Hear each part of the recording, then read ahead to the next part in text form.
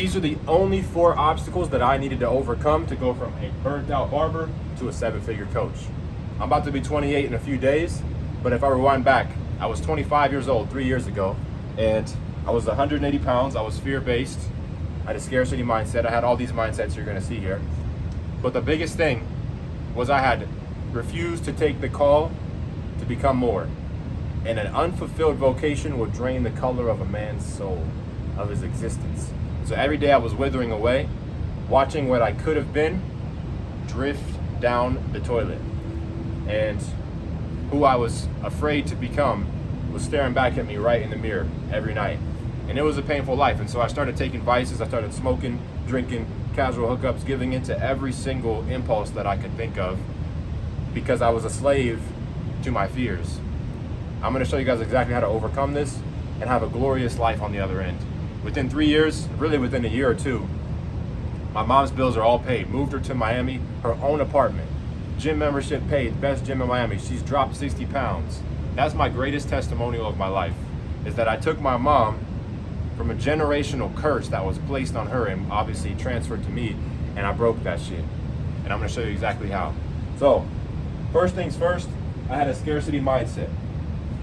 I used to literally think to myself on a daily basis, there's no way there's any more market share left because there's a handful of other coaches in the barber industry. And it doesn't matter what trade, passion, or skill you have. You probably think like, there's already people out there. There's no more room left for me to win. And that was a scarcity mindset. And that's really what boxed me in, right? I'm gonna draw a box. Inside of this was me, right? Here I am in my little box. And eventually I broke out of that motherfucker and my life changed a lot. Now I daily driver roles, have my dream physique, you name it, the list goes on. A lot of successful students, but it all started because of the 4 obstacles that I overcame here. So I was thinking competitively instead of thinking creatively. In my mind, I was like, there's just no way that I could go out there and actually help people when there's other programs that are doing it way longer than me. How am I gonna catch up to what they've done and compete with them? Well, the answer is you're not gonna compete. There is no competing. There is no competing, there's only creating. We don't wanna compete, right? And if you guys are reading books, this is a mandatory book I need you to read, The Science of Getting Rich. It just explains that mindset very well. Now, my next biggest issue was my fear of judgment. I used to think every single day, oh, well, if I tell people that I made multiple 6 figures as a barber, what if they don't believe me? What if they say course seller, scammer in the captions, right? What if I announce it and they comment that? What if I hop on a sales call and I don't even know what to say? Like I'm going to close somebody for the program and I have no idea how that works. What if I get a student who doesn't have a life-changing transformation the same way mine did, from $5 haircuts in the basement to $20,000 a month every single month? What if their story isn't as incredible as mine? Does that mean I'm a failure and not a good coach? And what if I make a bunch of money and then Uncle Sam takes it all again? You know, I paid a lot of taxes my first year, making a lot of money as a barber. What if the same thing happens with coaching? I don't want to do all that work just to give it to the Uncle Sam, this guy I never met. And I thought that other established coaches in my industry would tell me that I copied them. I was actually afraid of my fear of judgment. Like, oh, they're gonna say that I took what they were doing and copied it. The truth is, I knew since I was young that I was called to help people. Here was my path to do it, but I was letting the opinions of a couple of people hold back the evolution of my calling. Think about that. You have a calling from above. It was placed on your heart from the day you were born to fulfill. How could I let another man hold that back? So for too long I was letting that happen.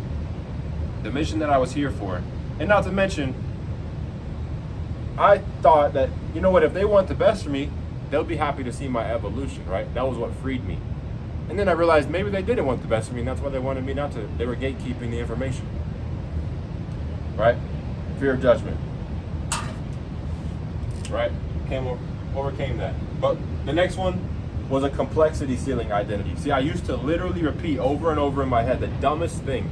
Think about that in 2025, telling yourself that you're not a technology person. You know, yesterday I had a long conversation with a person that's not a human, with ChatGPT, right?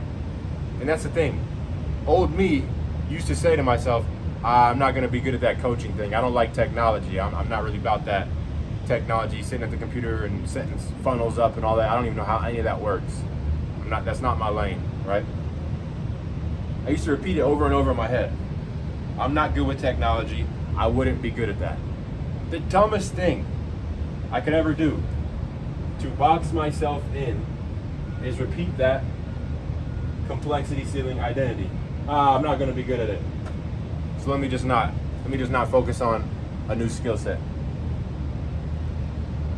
The last one, fixed mindset and playing not to lose. So what do I mean by a fixed mindset? Well, there's two types of mindsets in this world. Fixed mindset, growth mindset. So I was telling myself, bro, I'm gonna just stick to what I'm good at. I'm not trying to sit in the tension of the unknown uncertainty of learning a new skill, doing something new that I'm not quite good at yet, because that would make me feel like a failure. If I try a new thing and I'm not immediately good as I am with cutting hair, making viral barber videos, if I go become a coach and I'm not good at it, well, doesn't that mean that my whole life is a lie? That this one thing I'm winning at, if I take an L, would that mean that I'm now a loser? No. So I literally told myself, I'm gonna stick to what I have, even though it's not my best life. I'm gonna stick to just being a barber. And so for about 2 years, I was making $20K a month with a purpose that was withering away inside of me to help other people. So scarcity mindset, fear of judgment, complexity ceiling, and the fixed mindset of playing not to lose. See, instead of playing to win, right now I'm winning very hard, right?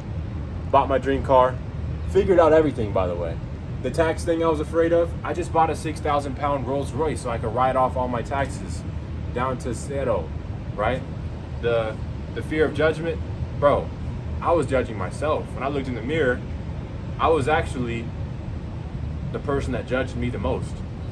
And so I can't cultivate anything externally that isn't first cultivated internally. I wanted acceptance and validation from others, but I couldn't even give that to myself. So my daily habits, I didn't respect that man I had become. So there's just no way I can build a business. Guys, I had to go through like a long journey of self-mastery to even believe that this was possible. So right now, if you don't think you could become a 7-figure coach, but you're someone who has a multiple six-figure craft, trade, skill, or passion that you do, whether it's in person, and you don't know how to take that online and you think it's not possible, there's a good chance that you look in the mirror and you're not proud of who you are right now, your actions that you take daily. There's a Bible verse in Joel, the book of Joel, that says, "Let the weak man say, I am strong." And that's profound to me. It's a very simple verse, but I was weak. I was once very weak, and now I am very strong. And I used to tell myself affirmations in the mirror. I'm so happy and grateful now that I make $100,000 every single month by changing lives. I am so happy and grateful now that I have 40 one-on-one students and this many group students. I am so happy and grateful now that I have paid my mom's bills. I live in a high-rise apartment. I wake up, make content. I go to my favorite gym. I drive my dream car. I'm so happy and grateful. I spoke it. I lived it. And then now I give it. And once you give something enough, he who enriches others has no choice but to eventually get rich himself. This video is the 4 obstacles that you need to overcome to transition mentally, internally. That self-image is everything. And sometimes you need to borrow belief from someone else who's done it. Sometimes we don't even believe in ourselves enough to ever achieve our dream life. We have to be around someone who sees us, who truly looks us up and down and says, bro, wait a minute, dog. You have all these gifts and you're not making 7 figures? You've achieved what? You went from where to what? Dog, Do you realize who you could be, what you could be doing? Come on, man, you could be on the balcony high-rise with the whiteboard, driving the dream car. You don't gotta be cutting hair. Do what you love, man. There's a way to monetize what you love, and when you follow the inspirations of your heart, you'll end up making more than you could have ever imagined. You'll be more successful in all areas than you ever even thought possible. Because that's when you allow God to get into your business, bro. Right now, you're trying to logically scale your haircut prices. That ain't gonna cut it, dog. There's so much more in there for you. Sometimes we need someone in our life that's actually done it, that can look at us and tell us what they see as true with so much conviction and belief that we have no choice but to believe it as well. I want to do that for you with this video. Reach out to me on Instagram if you need any more guidance. Much love.